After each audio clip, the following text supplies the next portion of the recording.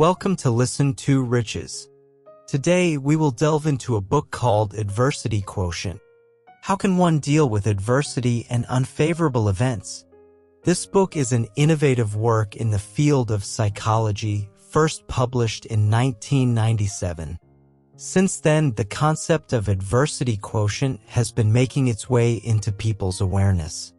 What we hold in our hands today is the latest upgraded edition published in 2019. So, what is adversity quotient? Adversity quotient refers to a person's ability to find opportunities in adversity, even turning crises into opportunities. Today, in addition to IQ and emotional intelligence, EQ, resilience has become an important indicator for assessing a person's potential. I read the original version of this book over a decade ago. It's safe to say that over the years, the concept of resilience has provided me with significant assistance whenever I've faced challenges and hardships. From the original edition to the new one, over 20 years have passed, and I've found that the author has expanded and upgraded the model with more rich examples and applications of resilience. This book can help us confront adversity in life and keep reaching new heights. The author of this book is Dr. Paul Stott, one of the founders of the resilience theory. He introduced the concept of resilience over 30 years ago. However, he is not just a theoretical scholar confined to his study. Over the years, he has been promoting and practicing resilience theory in various fields, collaborating with numerous multinational corporations and top universities. Through interactions with thousands of people, he has developed a highly effective resilience model for practical application, successfully helping many individuals and organizations overcome adversity and reach greater heights. With today's introduction, you'll gain a comprehensive understanding of this well-refined resilience model. Moreover, resilience is not limited to business professionals. In families, resilience theory can help parents better support their children in facing setbacks and challenges. In the education sector, even the MIT Global Entrepreneurship Program uses resilience testing to select project participants. There's a saying that life consists of a series of challenges. Think about education, work, relationships, marriage, parenting, and retirement. Which of these is a walk in the park? They all present challenges. Therefore, this book, Resilience, holds practical significance for everyone. After all, when facing challenges, we all hope to overcome them successfully rather than succumbing to adversity. Next, I will break down the essence of the book, Adversity Quotient, into 3 parts. First, I will take you through the practical applications of resilience. In the second part, we will explore how to assess an individual's level of resilience. In the final part, I will share how to enhance one's resilience and help others improve their resilience for greater life success. Let's begin with the first part. What is the practical use of adversity quotient? Typically, a well-established theory must be built on a robust foundation of scientific research. This theory needs validation within a specific discipline before it can be applied more broadly. The origins of resilience theory highlight this point. Dr. Paul Stott explains the 3 key pillars of resilience, encompassing cognitive psychology, emerging theories in the field of health and neuroscience. On one hand, he incorporates a wealth of recent scientific research from these 3 pillars, and on the other hand, he has conducted research and training for many years, interacting with thousands of people from various fields. This combination of theory and practice has allowed him to construct a comprehensive resilience theory and model. So, what is the practical significance of these 3 pillars? First, let's consider them from the perspective of cognitive psychology and how they support resilience theory. In the field of cognitive psychology, there's a well-known concept called learned helplessness. This concept helps us understand why some people, when faced with challenges, choose to give up or retreat, while others persevere. There's a famous experiment related to learned helplessness conducted by the renowned psychologist Martin Seligman at the University of Pennsylvania around 30 years ago. He divided the dogs participating in the experiment into 3 groups. The first group of dogs was harnessed and subjected to mild electric shocks. These dogs could stop the shocks by using their noses to press a control lever, so they quickly learned how to stop the shocks. The second group of dogs was harnessed and subjected to the same shocks, but in this case, they had no control over stopping the shocks, so they had to endure the pain. The third group served as a control group and was harnessed but not subjected to electric shocks. On the following day, Seligman placed the dogs from all 3 groups into a box, subjecting them to mild electric shocks to see if they could escape. The results of the experiment revealed that the first group of dogs, the ones that could control the shocks autonomously, quickly escaped. The third group of dogs, the control group who had not been previously subjected to shocks, also rapidly learned to evade the shocks. However, the second group of dogs, those that had been unable to control the shocks in the previous stage, responded differently from the other 2 groups. They simply lay down, whimpering and crying without attempting to escape. Seligman explained that the second group of dogs had developed a sense of helplessness during the earlier stage where they couldn't prevent the shocks.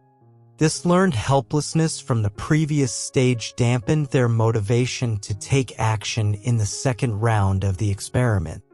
From this, he introduced the well-known theory of learned helplessness. Learned helplessness is the idea that nothing one does matters and is continuously internalized in one's mind, eroding the individual's sense of control over things. The alarming aspect of learned helplessness is that it not only affects the individual but also has ripple effects on others. Research by Seligman and others suggests that during childhood, individuals are more susceptible to the influence of parents and others. For example, when a father takes over all responsibilities for his daughter, not allowing her to face her own challenges, he unintentionally transmits a sense of helplessness to the child.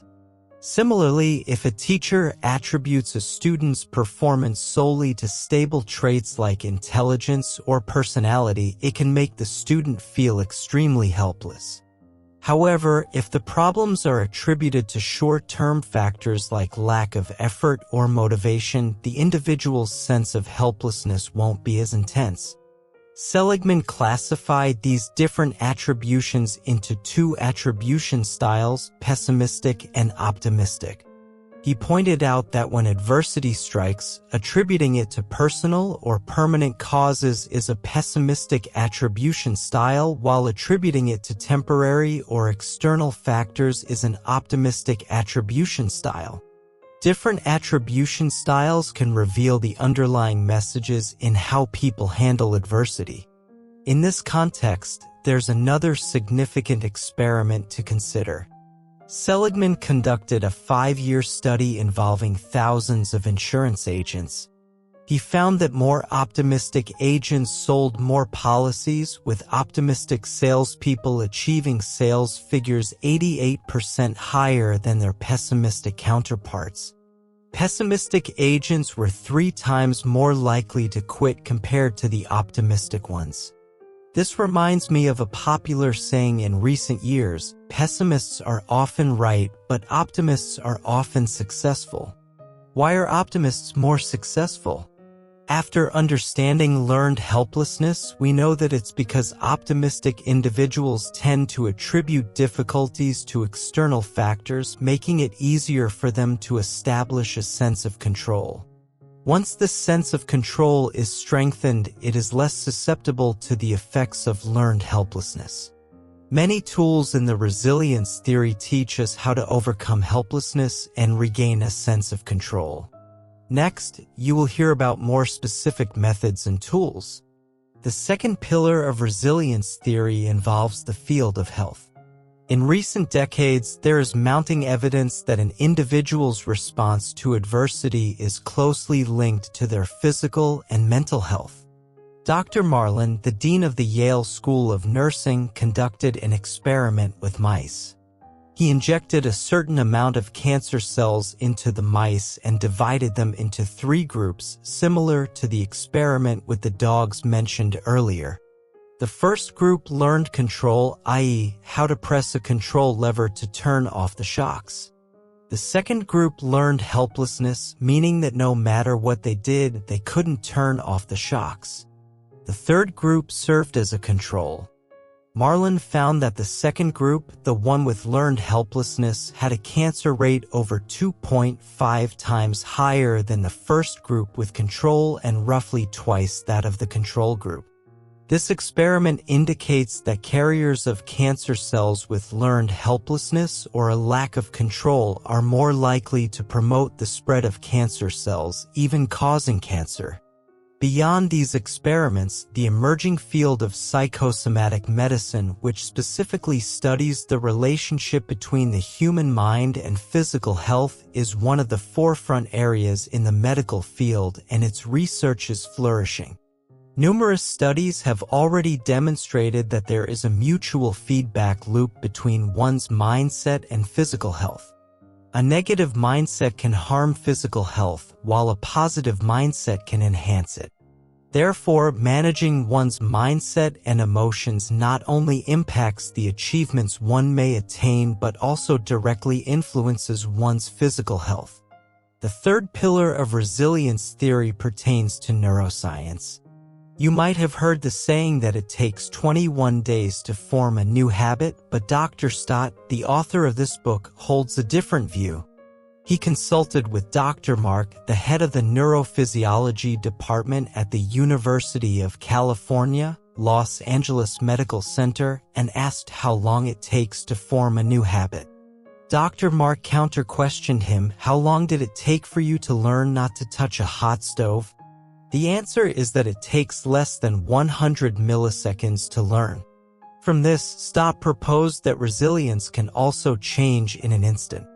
Just as when we touch a hot stove, the brain rapidly sends out an alarm. Facing adversity, it's also a loud alarm.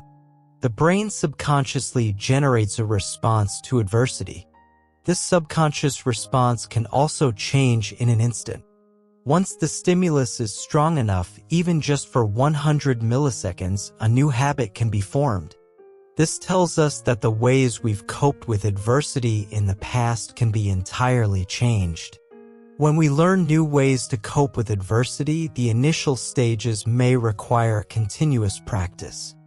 During this process, the brain establishes more dense and efficient neural pathways. As these pathways gradually solidify, new habits also take shape.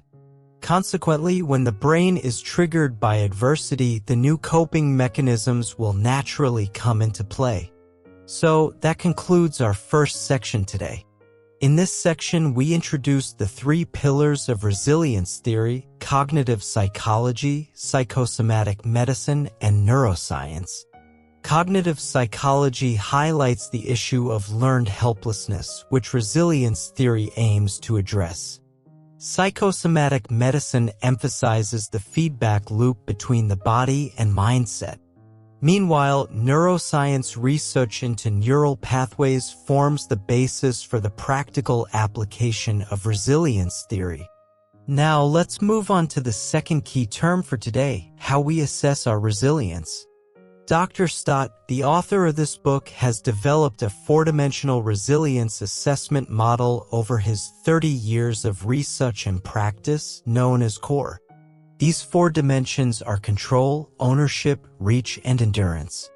Keep these 4 dimensions in mind as we delve into each of them one by one. The first dimension of resilience assessment is control. The key word here is perceive.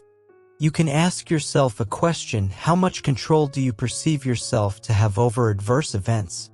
Clearly, this is a subjective feeling, but this subjective perception directly impacts our autonomy. It may sound a bit mystical, but the more you perceive that you are in control, the more control you will have. Furthermore, it's important to note that simply taking action can increase your sense of control. Action and a sense of control are interactive and can reinforce each other. For example, in psychotherapy for depression, therapists often encourage patients to make small, easy changes at the action level, such as getting up at a regular time the next day. At the moment a patient takes action, their sense of control is immediately enhanced. Many people have wanted to run for half an hour every day, but the reality is that very few can maintain this habit in the long term.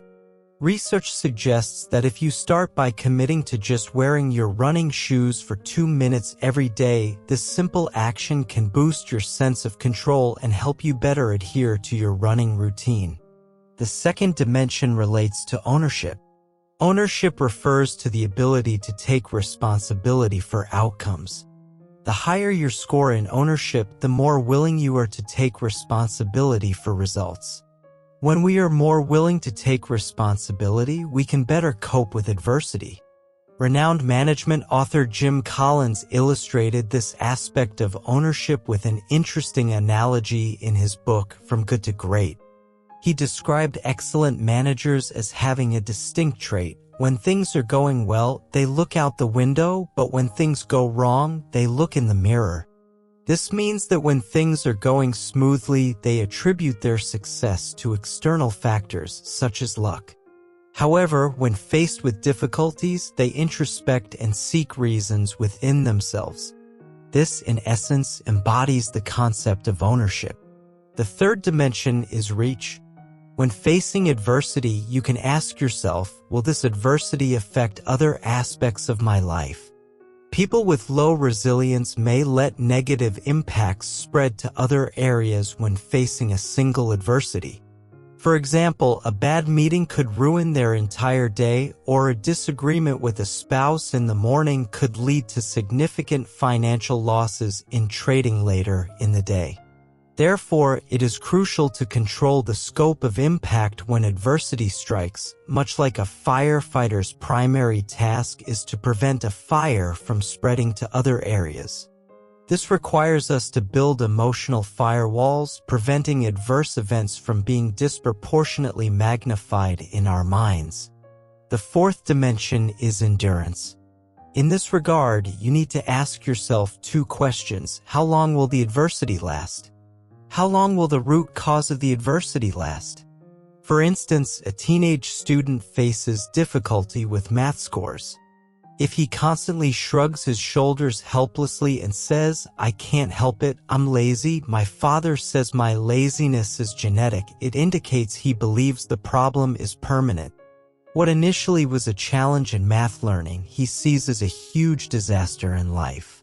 However, if the student believes that his poor math performance is solely due to improper study methods and that once he masters the right method, his scores will improve, he views the adversity as a temporary challenge. You can imagine that a student with the second attitude will be more proactive in math learning and will likely see improvements in his scores.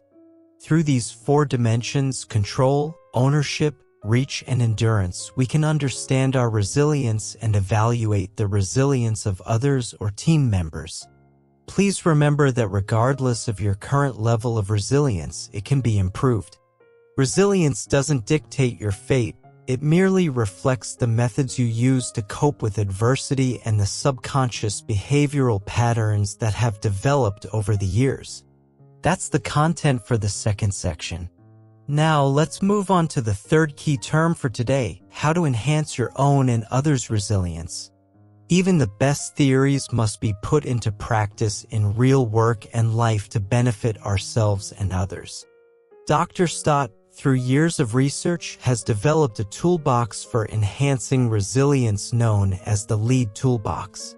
Applying the LEAD toolbox involves 4 sequential steps. The first step is to listen to our responses to adversity. The second step is to explore our ownership of the outcomes. The third step is to analyze the evidence, and the fourth step is to take action. These 4 steps are interconnected, forming a complete process for dealing with adversity. In explaining this part, I will weave in a real story about Ray Dalio, the author of Principles and the founder of Bridgewater Associates. We all know that the investment field is highly uncertain and many people have been knocked down by adversity. But Ray Dalio managed to rise from bankruptcy. How did he face adversity?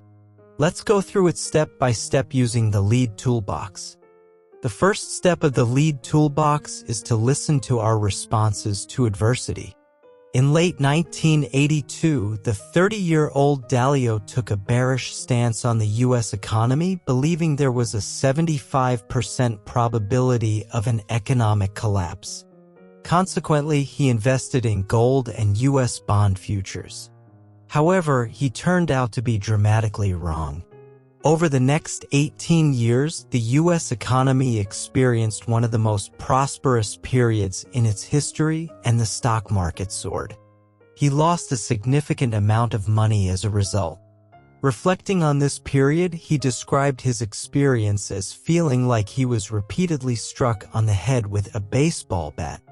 Making such a massive mistake, especially in the public eye, is deeply humiliating.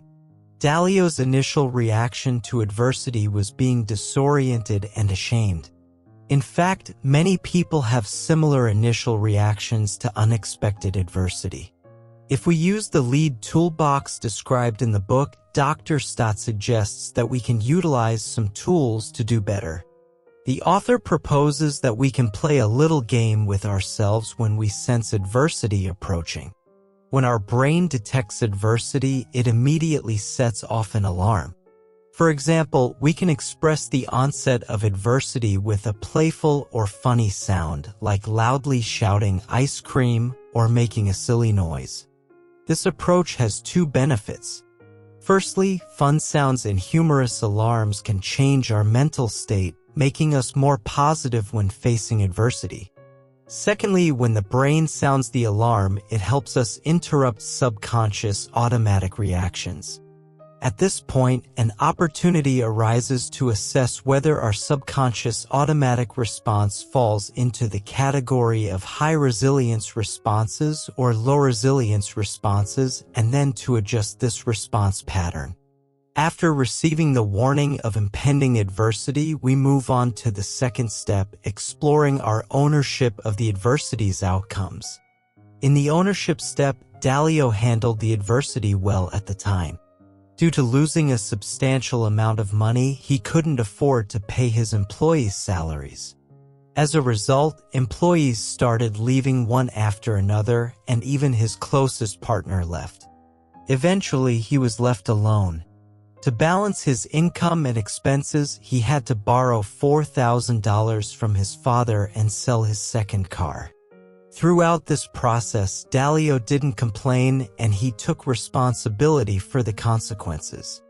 The second step of the lead toolbox teaches us that in such situations, we shouldn't be overly self-critical, because excessive self-blame, as well as evading responsibility, cannot increase our sense of control. The most important thing is that we must take responsibility for what is certain, restrict the impact, and proceed with the third step of the lead toolbox on this basis. The intriguing thing is that as soon as we decide to take responsibility for the outcomes, our sense of control over the situation immediately increases and prompts us to take action. The third step of the lead toolbox involves analyzing the evidence around us, which is a process of questioning. The author distills 3 questions that we can ask ourselves. The first question is, what evidence suggests that the current situation is beyond my control? After suffering significant losses and the dissolution of his company team, Dalio didn't let it break him.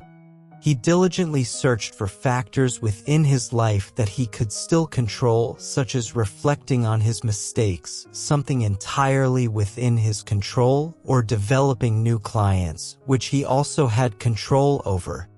Even in the face of adversity worse than bankruptcy, people can establish their own sense of control and find meaning in life. Viktor Frankl, a Holocaust survivor who lived through the concentration camps for several years, eventually managed to escape. He later wrote that the concentration camp was indeed a place that could easily lead to despair.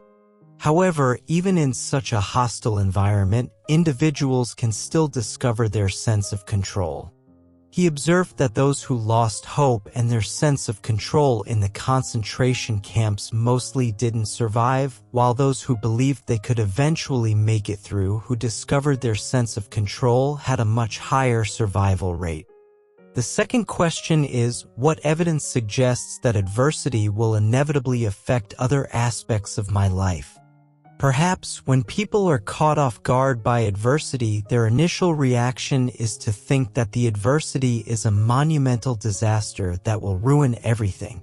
However, when you genuinely apply the tools provided in this book and engage in rational analysis, you will often find that we tend to overestimate the impact of adversity on other aspects of our lives.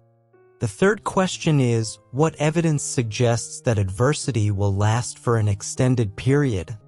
Going back to Dalio's story, at his lowest point, he was nearly bankrupt and couldn't even raise enough money to buy a plane ticket to visit a potential client in Texas.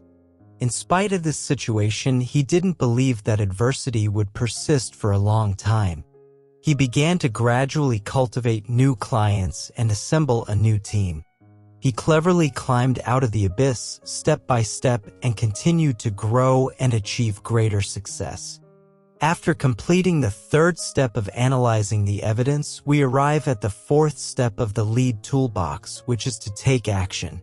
As mentioned earlier, taking action itself enhances our sense of control, so action can be considered the most crucial step in overcoming adversity.